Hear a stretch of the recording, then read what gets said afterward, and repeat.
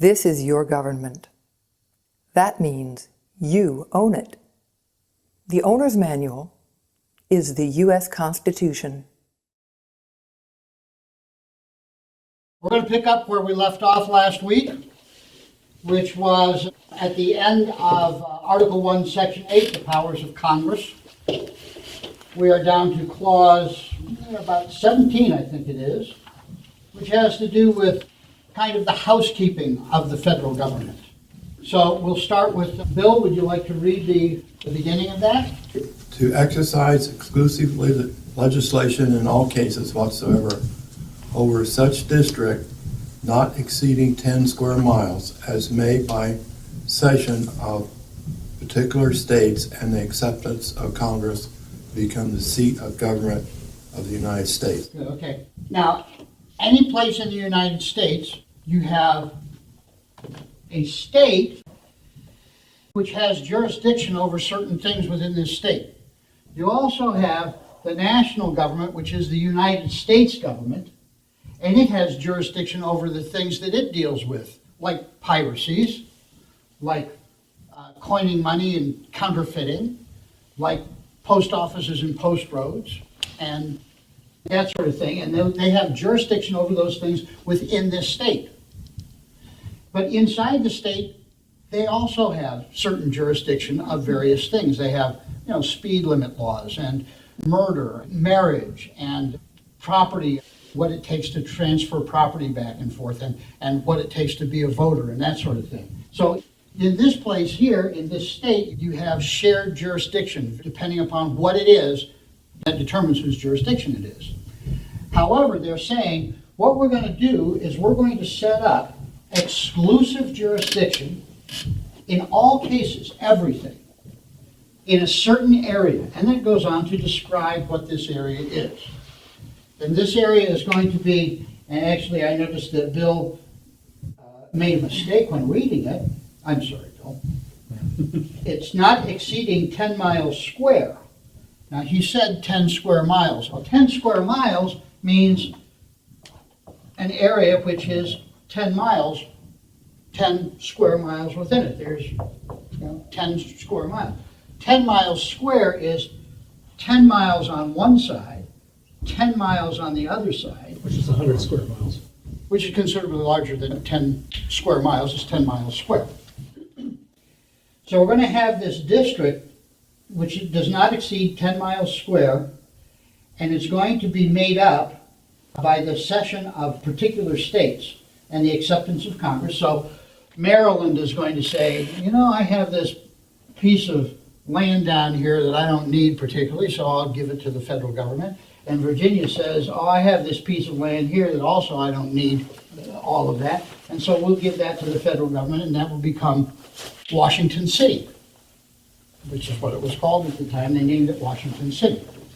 Then under the Organic Act of 1871, Congress said, we're having a hard time having to do all of the things with like regulating who gets to do horseshoes in Washington City and stuff like that. So we're going to give that over to a city council, and this is going to be its own little organization, its own little corporation, its own little group, and we're going to call it the District of Columbia, and the government of the District of Columbia has its own district, and Congress gave them the power to do that. They can take it back any time.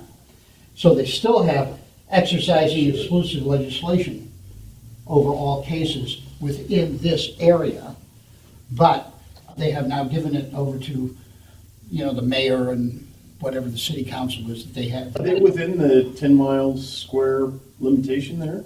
Yes. Oh, they are. And it was originally a chunk of swampland, wasn't it? Yes, it was a chunk of swampland, which is why they still call it Foggy Bottom. Yeah. This is exactly as I said. Maryland said, we don't need this little piece of real estate. And Virginia said basically the same. Okay, so that becomes the seat of the government of the United States. And then, Vic, you want to continue and finish reading this paragraph here? And to exercise like authority over all places purchased by the consent of the legislature of the state in which the same shall be, for the erection of forts, magazines, arsenals, dockyards, and other needful buildings. Good. So here we have this state. and we have shared jurisdiction within it. But you know, it happens to be that it's right on the seaboard and it's got this beautiful little inlet here and everything, and it would be a perfect place to have a Navy Yard. And so the federal government comes to the state here, to the legislature of the state, and says, you know, we'd like to buy this land right here and make a Navy Yard. And that occurs, and when it does, then the federal government has exclusive jurisdiction on this one. And the state legislature must approve their purchase of that. The state legislature has to approve it, but then once it's approved, then the state legislature can't touch that area anymore. Which is why if you go onto an army base or a shipyard or something like that, you have federal officers there because they have exclusive jurisdiction over that. Although I understand that there's some things that if a murder occurs inside this, they call in the local police and stuff. I really don't know exactly how all of that works, but the point being that they do have exclusive jurisdiction over this, whether they give it up or not. Any questions or comments or anything on that? Do they pay property taxes to that state? No, they don't. They don't. No, they don't. Interesting.